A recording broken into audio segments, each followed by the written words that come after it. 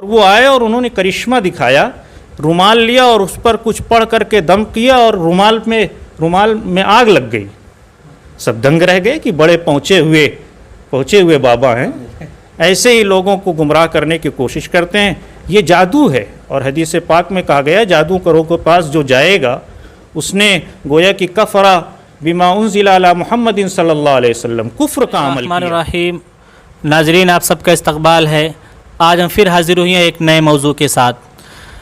عنوان یہ ہے کہ جھاڑ پھونک اور تعویذ گنڈے، اس کا استعمال جائز ہے یا نہیں، اس سے بچنا چاہیے یا کرنا چاہیے۔ آج ہمارے معاشرے میں جھاڑ پھونک ایک ایسا ناسور بن چکا ہے کہ ہر ایک انسان اس میں ملوث ہے اور اس کے چکر میں ہر انسان پھنسا ہوا ہے، اور جھاڑ پھونک کرنے کے نام پر جو جھاڑ پھونک کرنے کے لیے بیٹھے ہیں وہ لوگوں کو پھنساتے ہیں اور لوگوں کو بلاتے رہتے ہیں، ان سے اچھی خاصا رقم وصول کرتے رہتے ہیں اور طرح طرح کی چیزیں استعمال کر کے ان کا علاج کرتے ہیں۔ یہ جائز ہے یا نہیں، اسی پر آج ہم گفتگو کریں گے۔ ہمارے ساتھ موجود ہیں جناب مولانا آدم علی ندوی صاحب، ہم آپ کا استقبال کرتے ہیں۔ شکریہ۔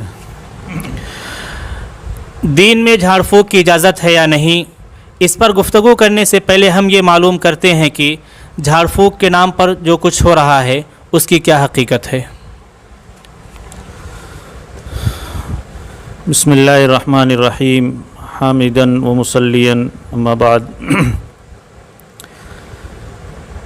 جھاڑ پھونک عاملوں کی جانب سے اور مریضوں کی جانب سے جو چل رہا ہے، مریضوں کی جانب سے وہم و خرافات کا سلسلہ ہے، عاملوں کی جانب سے دجل و فریب، دھوکہ اور فراڈ چل رہا ہے۔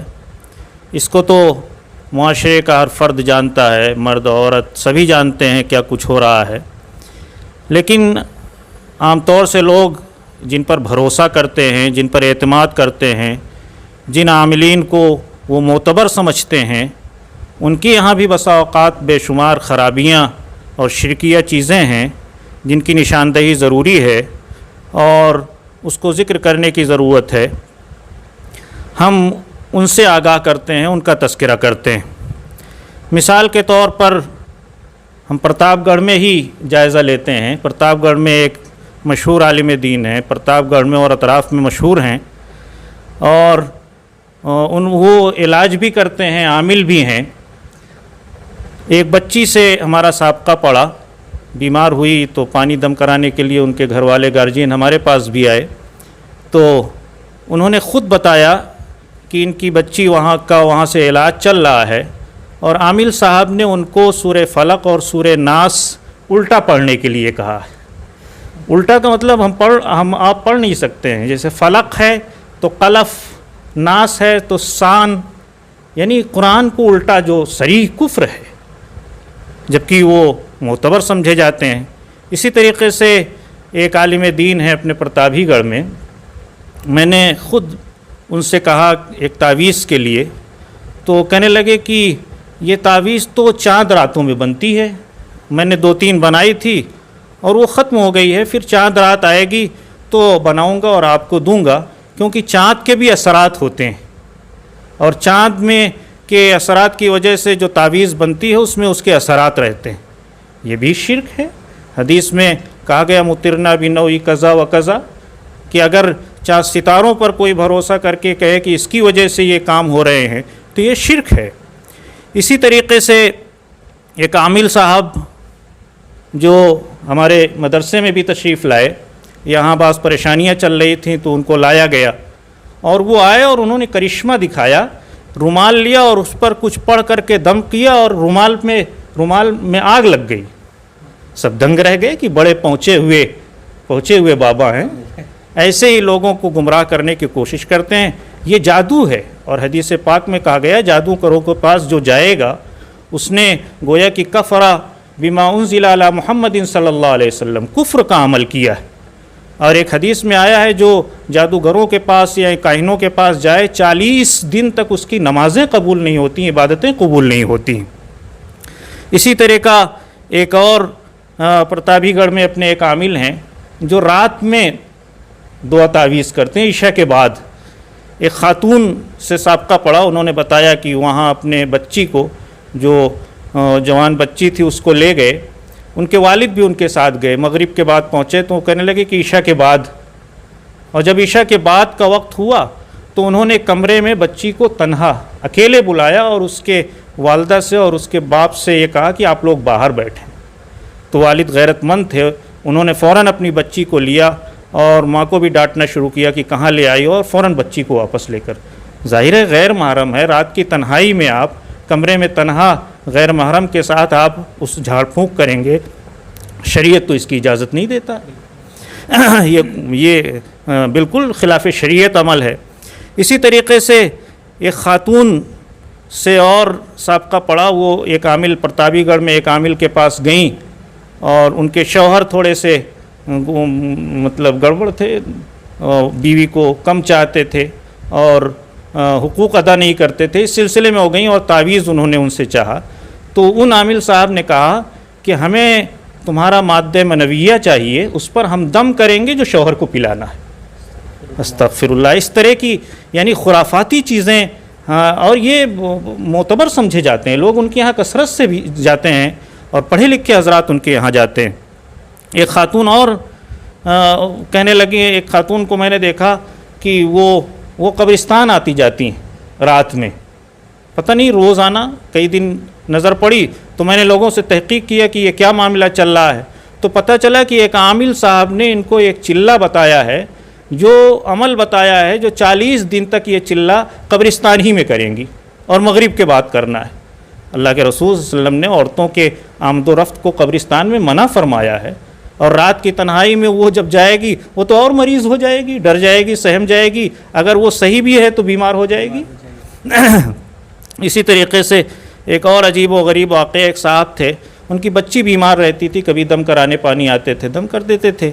एक मरतबा काफ़ी अरसे के बाद मुलाकात हुई, मैंने उनसे उनकी बच्ची की खैरियत पूछी कि क्या हाल है आपकी बच्ची का। कहने लगे कि उसको एक फ़लाँ जगह आमिल हैं, उनके पास हम छोड़ आए, और उन्होंने कहा 40 दिन रहना पड़ेगा, अमल करना है, 40 दिन इसको हमारे पास छोड़ जाइए। मैंने उसको वहीं छोड़ दिया। हमने कहा कोई वहाँ है? कहने लगे हाँ, उसी गाँव में उसकी खाला रहती हैं जो दिन में कभी कभी चली जाती हैं, देखभाल कराती हैं। फिर कुछ अरसे के बाद मुलाकात हुई, हमने कहा कि क्या हाल है बच्ची आपकी, वापस आई खैरियत से? कहने लगे नहीं, आमिल साहब ने कहा है कि वो चिल्ला ख़राब हो गया, नया चिल्ला शुरू होना है। यानी ये बेहयाई चल रही है जो है झाड़ फूँक के नाम पर। और फिर आगे क्या हुआ, जो हुआ वो जाहिर है वो बेपर्दगी का और अल्लाह के रसूल के अहकामात के तोड़ने का जो अंजाम है वो होना है।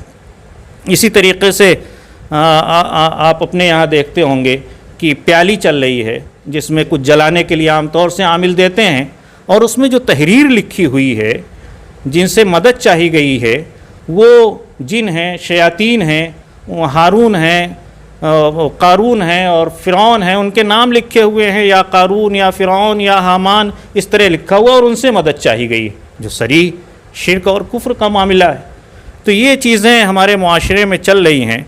इसी तरीक़े से जिनों के सिलसिले में हमारे मुआशरे में ये आम है कि उनको मुतसर्रिफ बिज़ात समझा जाता है, यानी उनके लिए वो ताकत व क़ुव्वत समझी जाती है जो अल्लाह के शाया निशान है, और ये समझते हैं कि जिन किसी को मार भी सकता है, किसी को बीमार कर सकता है, किसी को परेशान कर सकता है। हम तन्हाई में दिल में बसा औकात बाज़ लोग सोचते हैं, दिल में कोई चीज़ सोच रहे हैं और ये समझते हैं कि जिन को पता चल जाएगा, जिनको मालूम हो जाएगा। घर में कोई चीज़ छुपा के रखी है, पता चला जिनको पता चल गया कि वहाँ क्या रखा हुआ है।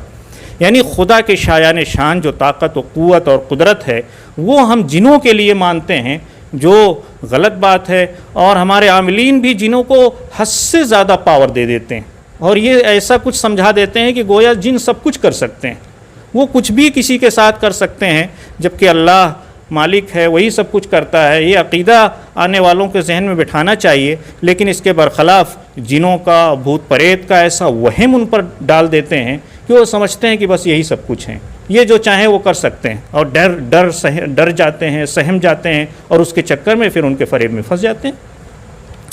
तो ये चीज़ें हैं। इसी तरीक़े से जो है काहिनों के पास लोग जाते हैं कसरत से। मिसाल के तौर पर बाज़ आमिलीन के पास लोग जाते हैं اور وہ فٹافٹ بتا دیتے ہیں کہ تم یہ کھا کر کے آئے ہو اور تمہارے گھر میں تمہارے اتنے بھائی ہیں، آج تمہارے گھر میں یہ پکا تھا، تمہارا دروازہ پچھم کی طرف ہے یا پورب کی طرف ہے، اور تمہارے آنگن میں یہ پیڑ لگا ہوا ہے اور وہ لگا ہوا ہے. یعنی غیب کی بے شمار باتیں بتلانے لگتے ہیں، اور سامنے والا یہ سمجھتا ہے کہ ارے یہ تو بغیر بتائے ہوئے سب جان لیتے ہیں، مرض کو بغیر بتائے ہوئے انہوں نے جان لیا، اور ہمارے گھر کے حالات، نجی حالات جان لیے، اور سمجھتے ہیں کہ بابا بڑے پہنچے ہوئے ہیں. معاملہ یہ ہے کہ یہ جنوں سے تعلقات رکھتے ہیں، اور پھر وہ جن ان کے پاس خبریں دیتے ہیں اور اس کی روشنی میں وہ لوگوں کو بتاتے ہیں. ایسے ہی لوگوں کو کاہن کہا جاتا ہے. حدیث میں آیا کہ جو کاہنوں کے پاس جائے اس کی 40 دن کی نمازیں قبول نہیں ہوتی ہیں.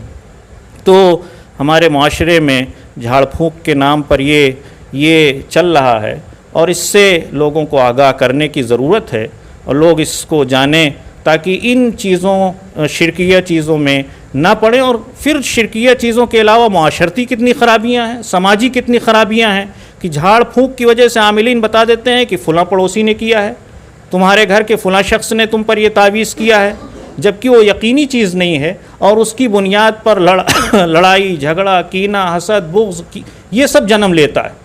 بسا اوقات قتل تک کی نوبت آ جاتی ہے. آپ نے سنا ہوگا کہ پرتاپ گڑھ میں بہت پہلے ایک عالم دین کا مرڈر ہوا تھا اور ان کو قتل کر دیا گیا تھا، اور وہ معاملہ اسی جھاڑ پھونک کا تھا. اور سماج میں بھی بسا اوقات لوگوں میں گولیاں چل جاتی ہیں، لڑائیاں چل جاتی ہیں، اور لوگ ایک دوسرے کے دشمن ہو جاتے ہیں. کتنے گھر اجڑ گئے، کتنے خاندان اجڑ گئے، کتنے رشتے ٹوٹ گئے عاملوں کی اس غلط خبر دینے کی وجہ سے. تو سماجی بھی بے شمار خرابیاں ہیں. اس وجہ سے اس میں جو ابتلاء عام چل رہا ہے کہ سبھی اس میں مبتلا ہیں، اس سے احتیاط کی ضرورت ہے، اور صحیح عاملوں کے پاس جو ان چیزوں کو نہ کرتے ہوں، لوگوں کو گمراہ نہ کرتے ہوں، ان کے پاس جانے کی ضرورت ہے.